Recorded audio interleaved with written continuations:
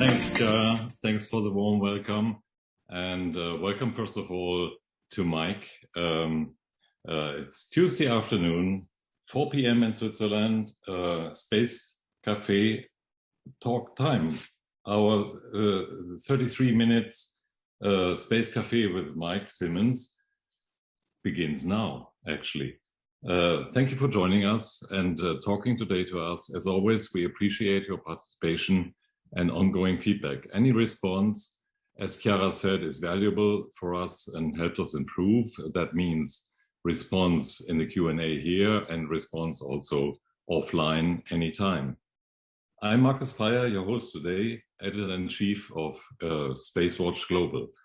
We are a Switzerland-based online platform, as you know, for information in and about space and new space activities in a geopolitical context. I know many of you are already familiar with our website, our bi-weekly and daily newsletters, and the Space Café podcasts. Our latest episode, released this morning, featured Andrew Jones, a world-recognized space journalist that many of us know on China space activities. For all our fans of audio content, we started with a new format, Space Café Radio, where we will talk with interesting people on the road, on shows and conferences. Our new episode live from Geneva last week that Thorsten did is online on our website. Many more will follow as we capture a few here in Geneva. Your feedback is always highly appreciated. We also keep our fan shop online open for you to support our activities and become a space watcher. And together with Mike, I would also like to explore the possibility to become a spacewalker. Edition 1 of our fan shop has cool items for you, your friends, and the ones you love. Your support is needed, as always, for us to be able to continue SpaceWatch platform. If you missed any of our previous web talks, we have an archive available, of course, on our webpage, in the event section, and also on YouTube.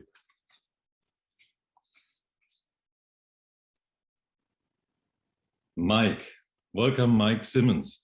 Mike Simmons has been an astronomer and outreach leader for more than 40 years and loves sharing the sky with others.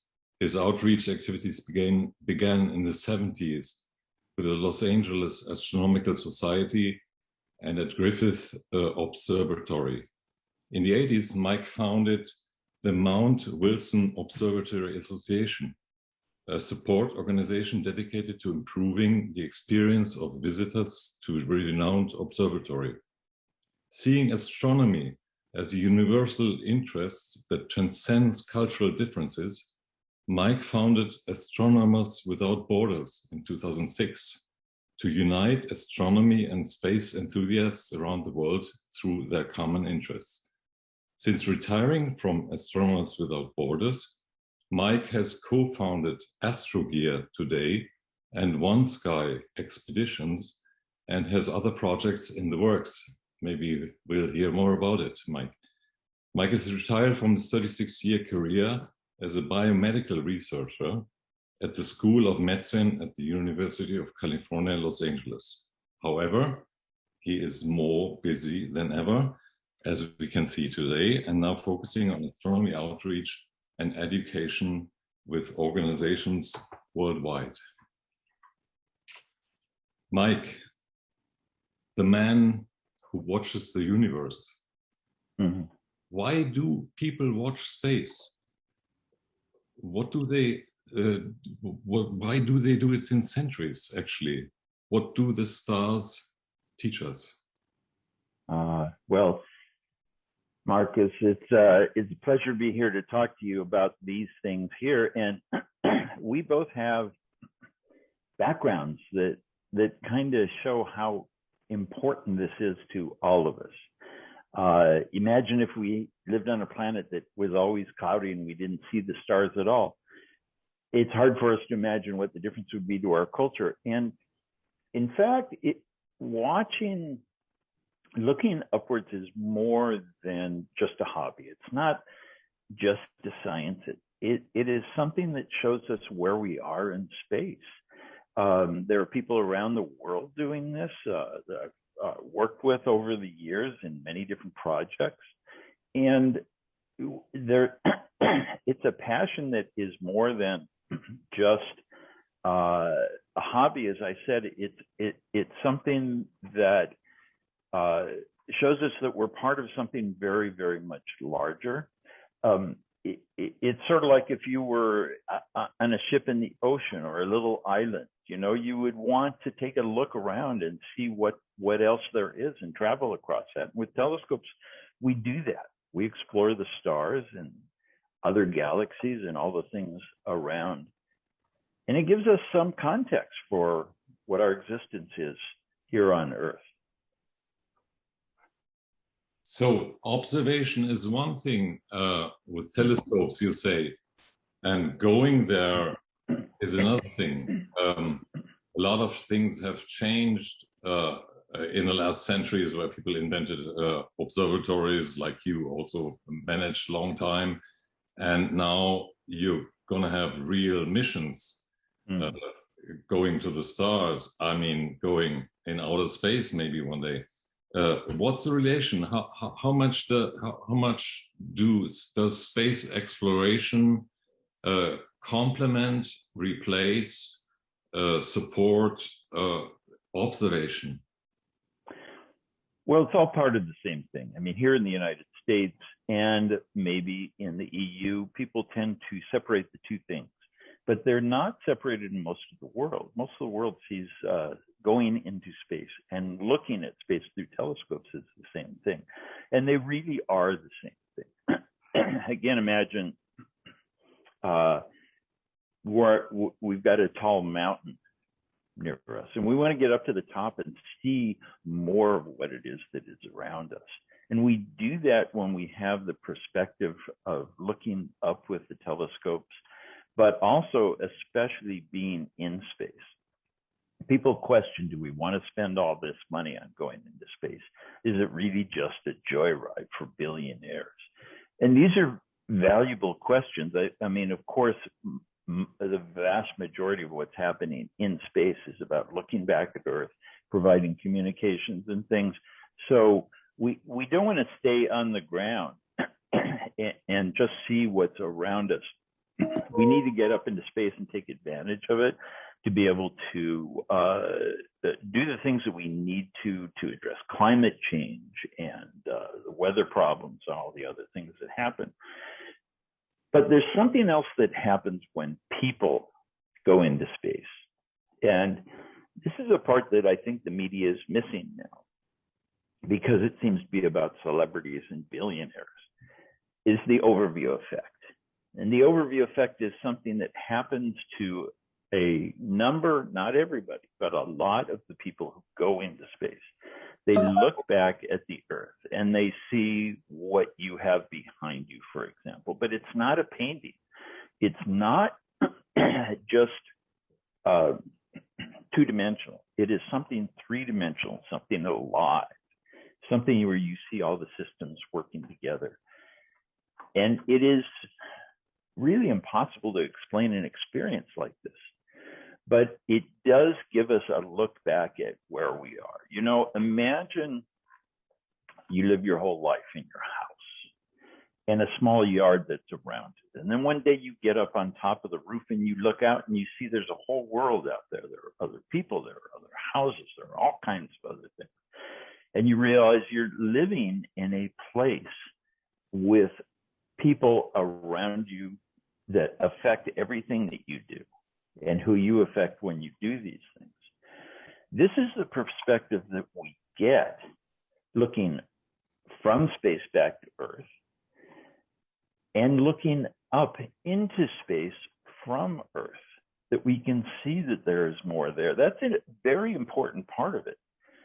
And while this whole thing about, well, the billionaires are going up there and they're having a good time and we can use the money for other ways, you know, people have said that for about every technology all along. And, you know, when airplanes started, nobody except the rich was taking airplane flights anyplace. It's got to start somewhere. And this is a part of the revolution that is beginning about going into space. is that it's not just that we're moving out and we're going to inhabit other planets and we're going to travel to the stars. It's not about just going someplace. It's about experiencing what our own environment is. I mean, another analogy, you see the Eiffel Tower in Paris in pictures and it looks neat, but it's never the same after you stand there and you look at it and you go up in it and you look out from there. Traveling to a place and seeing it for yourself as a real live place is something very different. And we have to understand that we are, what our existence is, better than we do from having these little micro views each of us have in our own little space around us. Now, you probably have same conversations that we have also in, around our families and friends. There are a lot of people saying, I don't want to know about space. First of all, it makes me afraid. It's black. I will never go there. There's radiation. Why should I? And then the second step is to say, why do I actually spend a penny of my taxpayer money on it? What is your reply, or what are your discussions? What is your argument to convince people? Well, going into space is not for everybody. It's for a very select few, for all the reasons that you said and more. Yes, it's dark. There's radiation. There's no atmosphere. There's no gravity. All of these things affect you. It is not an experience that everybody should do. I mean, someday maybe it will be available for everybody, but it is like going on a roller coaster or some other amusement ride that is very scary. It's not for everyone, but it is important for many people to go there. If you're having this conversation with your family over your mobile phone, you're using space. If you look at the weather report and say, it's going to be raining tomorrow, I better take care of things that are outside to keep them from you. You're using space. All of these things come from space. I'm old enough to remember when there were no satellites. I remember Sputnik going up. I've been an eclipse chaser for much of my life and trying to get up to the minute weather forecasts in places where I was going. You'd have to find a landline phone, a pay phone, to call and get a recording or something. These things happen because of space. If suddenly all the satellites were gone, I can tell you from having grown up there, it would be a very, very different world. So we need to take advantage of that. Just as the radio broadcast stations put their antennas up on a high hill, you don't want to do everything from down on the ground. But yeah, as far as traveling into space, again, I think that is really very important for us to get the idea, get the perspective. It's something that makes a big difference to people who have been there and to those who understand it and know about it. And I think that's the important thing for the future, really, is the overview effect. Well, one thing, Mike, is for sure, we wouldn't talk if there were no space assets involved connecting us here right now. But it seems to me that there are kind of two different optics. One optic is that space assets that are not too far away, 36,000 kilometers is geostationary, and the rest is maybe even much closer and lower orbit. It's like a train station system around us, where nobody's living. It's robots, it's machines. They connect us on Earth. So you got that one perspective. Space is for Earth, and delivering purpose and technology and connectivity and alerts and everything you want on Earth. And then there is the other movement, which is, let's go out further. Let's send ingenuity to Mars and have it crawl on the red planet, and let's go much further, and let's look at Venus, and let's look at far beyond our system. How do you see the two in proportion? Is it conflicting? At the end of the day, it's a lot of struggle for funding and taxpayers' money and private investment. What is the proportion between the two? Let's say the space factor, look out, go further, just for exploration. You don't know actually what you will discover, or is it we have to make sure that space is relevant for Earth? How do you see the two intertwined? Well, exploration is relevant for those of us living on Earth. We do not stay in one place. We do explore around. We always have. And my ancestors, not very long ago, lived not far from where you are right now. And they came to across the ocean.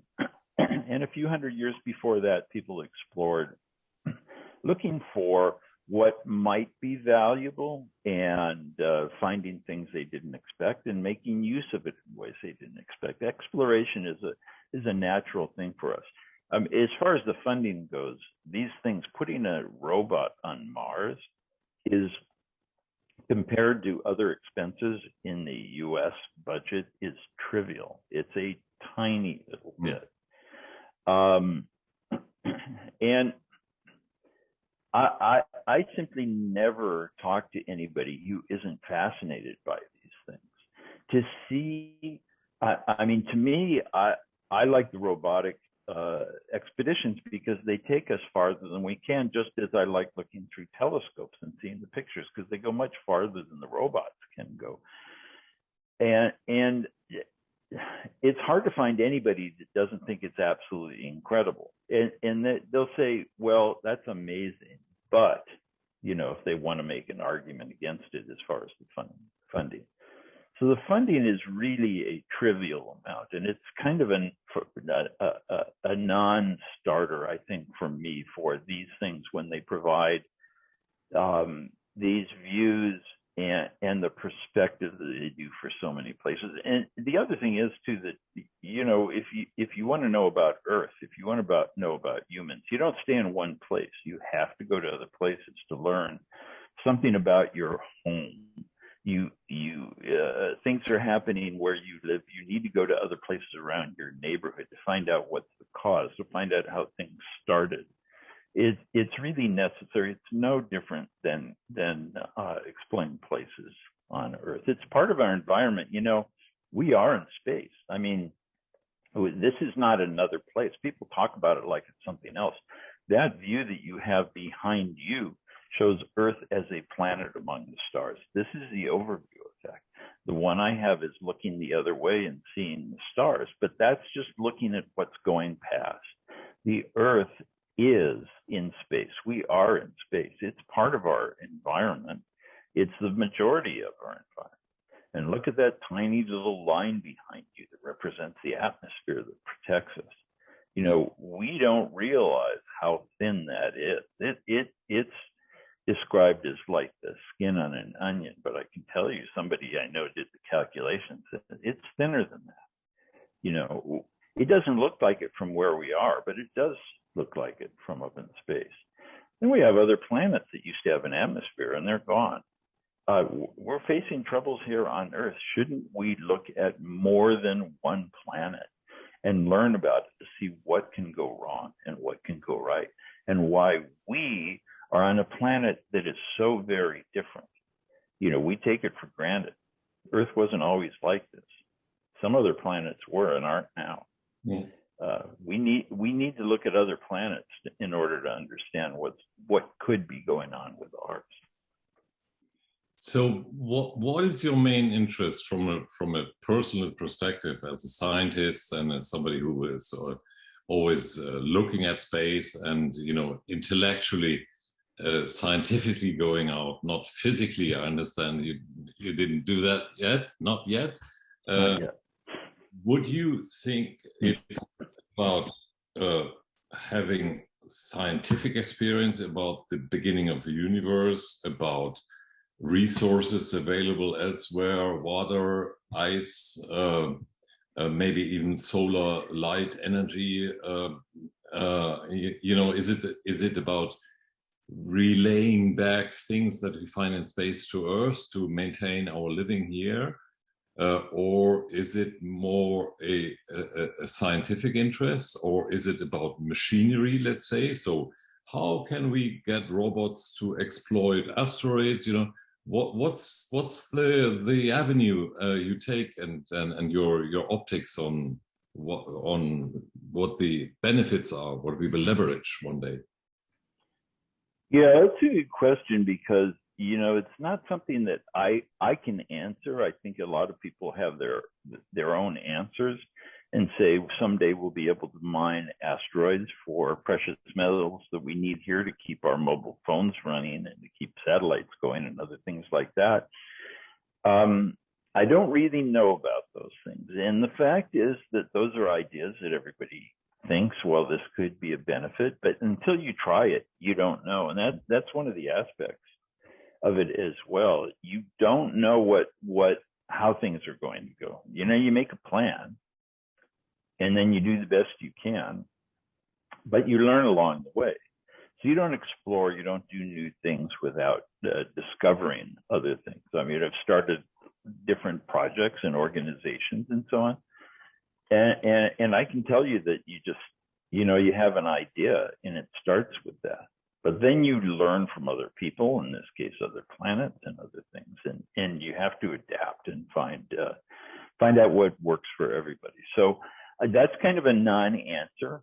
The future is hard to predict by its very nature, but there will be benefits, and there will be things that don't work out. There are some things that are essential, such as near-Earth objects, asteroids, comets, things that will come close to Earth and will impact literally the Earth. And those have the potential to wipe out large areas of the planet and all of life on it virtually.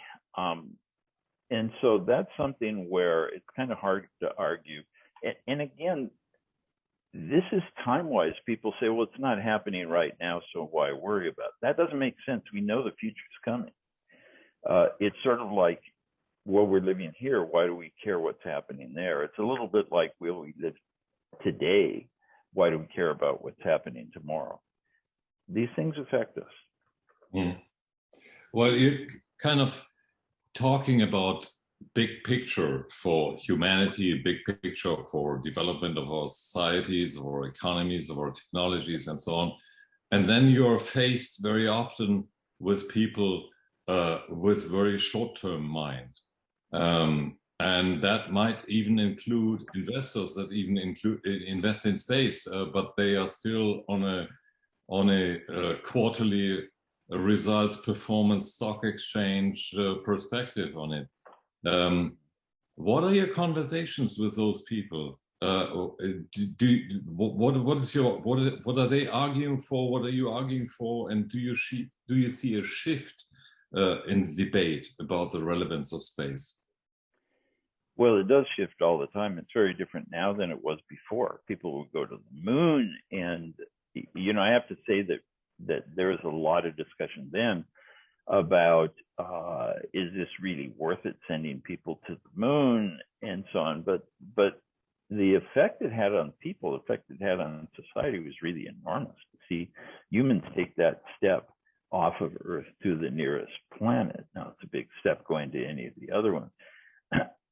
For the most part, I mean, really, in my interactions, for the most part, I interact with people who really do care about these things and want things to happen. I know people who would be willing to go to Mars, knowing that they would never come back to Earth. That's a step I wouldn't be willing to take myself, but there are always those. And there are always going to be those who feel differently about that. One thing I can tell you, I mean, you asked about my interest in so on, and astronomy really has been my interest all along. There is a shift in people when they look through a telescope for the first time. There is a change. People look through a telescope and they are transported to another place. Quite literally, when you look up in the sky right now, you can not only see the moon, but you can see Jupiter and Saturn and Venus all in the evening with the naked eye. And people don't even know this. And so they look through a telescope. It's like having blinders on and then taking them off. People look through a telescope and they look at Saturn with the rings around it and they said, my God, that's so far away. It's something that doesn't have anything to do with Earth. It's far away. And then we say, well, look, it's right there. You can see it, that bright object. That's what it is. They've never realized they're walking around without looking at anything around. They're just seeing what's right in front of them. And this can be a life-changing experience. And I mean, literally, because people decide, well, I'm going into science. And I've talked to people who many years later did because of that, looking through a telescope that I was operating, for example. And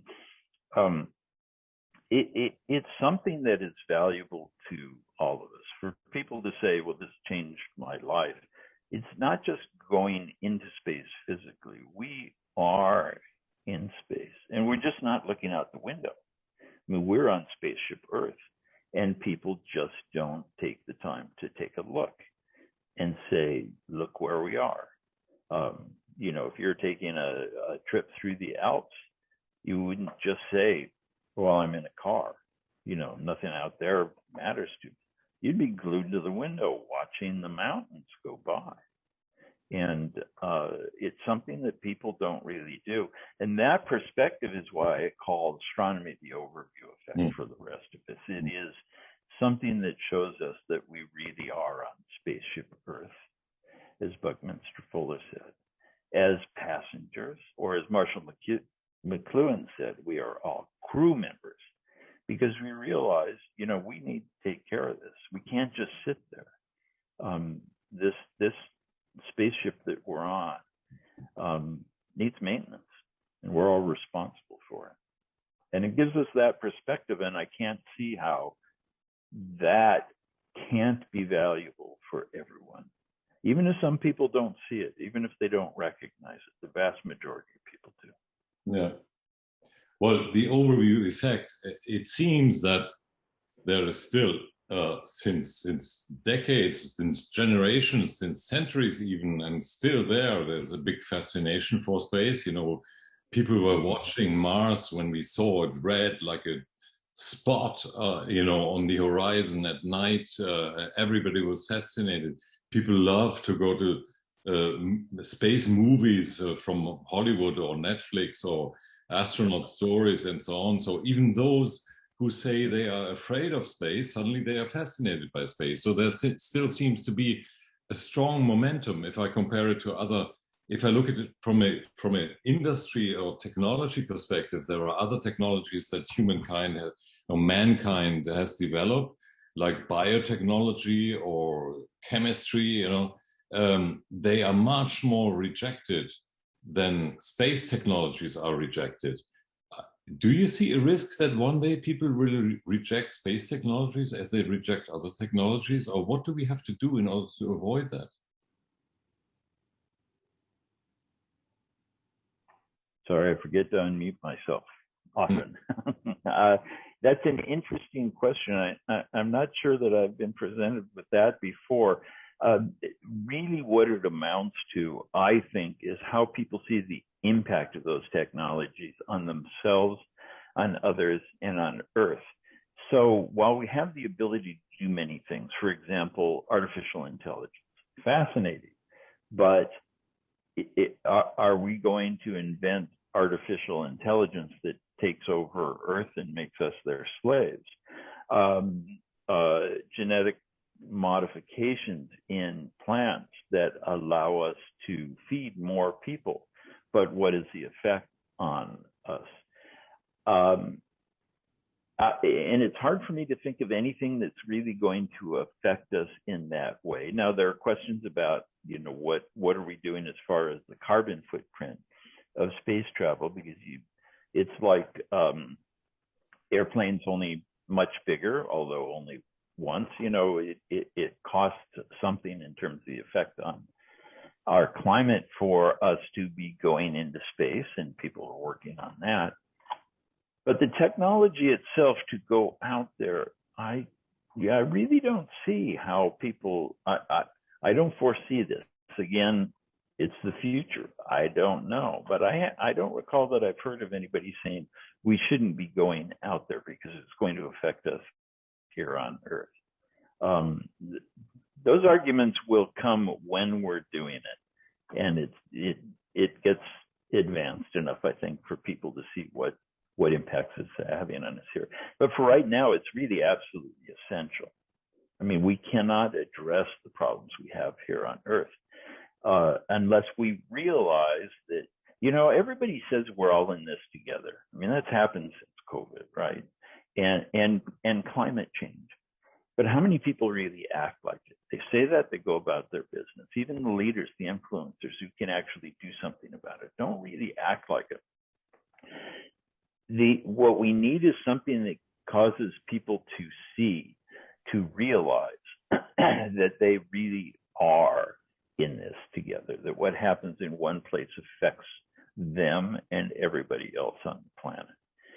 And that's the root of what is absolutely necessary in order for us to solve the problems that affect the entire Earth and all of its population. And this idea of the overview effect is exactly what it is. People go to Earth, to space, or look into space, and they see we really are all in this together. I like your term of the overview effect because we like to have overview. We like to look at things in big picture and have more intelligence, collective intelligence than maybe you have just when you stay in your own corner and in your own home turf. And you give us a breadth of view that is really important and motivates all of us to work on larger things that are challenges and also solutions.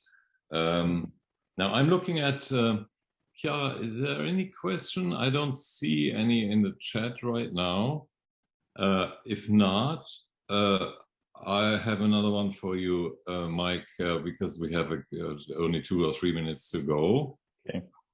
Which is one of the most exciting observatories is nearly on the launch pad in French Guiana, the James Webb Telescope, a $10 billion project that will be launched on Orion 5 shortly, probably still this year, that's the plan, and will go out 1.5 million kilometers in a position where never, ever mankind has placed a telescope.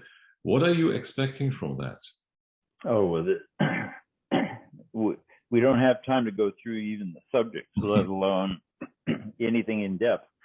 A lot of people talk about the Webb telescope as a replacement for Hubble. It is not really. It looks at different wavelengths. Hubble was the first one we had, not the first one in space, but the first one we have and the largest at the time. Looking at visual wavelengths, the things that we see, as well as some of the infrared. And it was placed in space to be able to get much, much better views than we can from down here on Earth through the atmosphere for many reasons. James Webb is infrared, and infrared is really important for many reasons. We can see the infrared light coming from places that is blocked out for our eyes farther into galaxies and other objects. We can see planets around other stars that are more Earth-like, smaller, like our Earth, which emits in infrared radiation quite a bit. We can see the birthplaces of stars where the gas is still cool and where it's still coalescing, hasn't started to burn yet, and understand the processes there.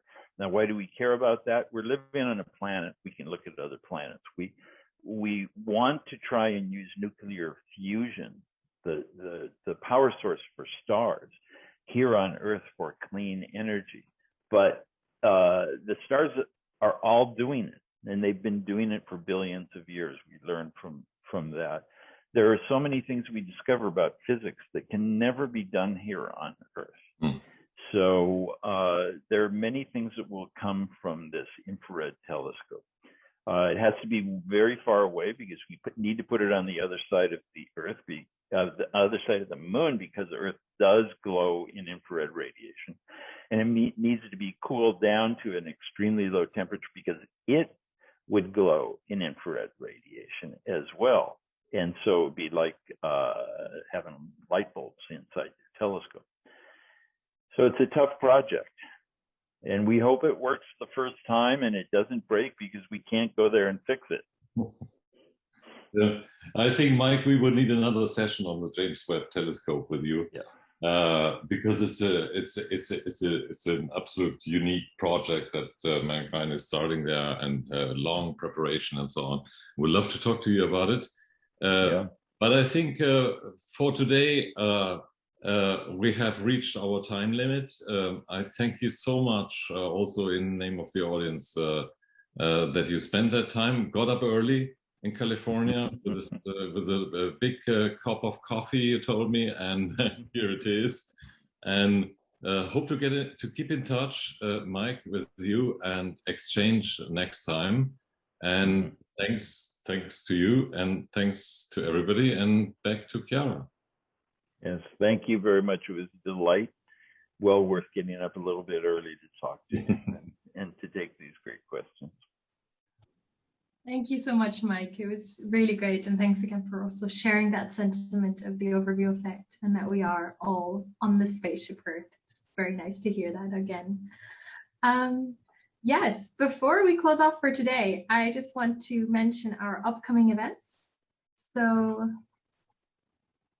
on the 12th of October at 4 p.m. CST, we have our next 33 minutes with Dr. Michael Byers about the open letter of the Outer Space Institute on ASAT testing, which will be very interesting. And then following that, on the 14th of October at 4 p.m. CST, we have our next Moribus Vox Populi with some very exciting guests on the topic of space threats. The following week, we will have our 33 minutes with Dr. Agnieszka Lukaszczyk of Planet. As always, all our events are going to be online on Eventbrite. And again, we would love to hear your feedback. So please do check in with us on Twitter, Facebook, and LinkedIn, and just send over your ideas, comments, questions, or just say hi. Don't forget to sign up for our daily or bi-weekly newsletters. And if you want to treat yourself to something special, become a Space Watcher today. Your support will help us greatly. Take out your credit card and visit our fan shop at shop.SpaceWatch.Global. Thank you all for joining today and for showing so much interest. And again, thank you, Mike, for getting up early and for giving us this very inspiring talk, for being our guest. And thanks to the entire team behind the scenes for doing this great job week in and week out. I hope that you all stay safe and stay healthy. Thank you for joining us, and hopefully we'll see you in the next sessions in the coming weeks. In the meantime, don't forget to visit our website and follow us on social media. And as Torsten always finishes the Space Cafes, don't forget to become a Space Watcher. Thank you so much. Thank you.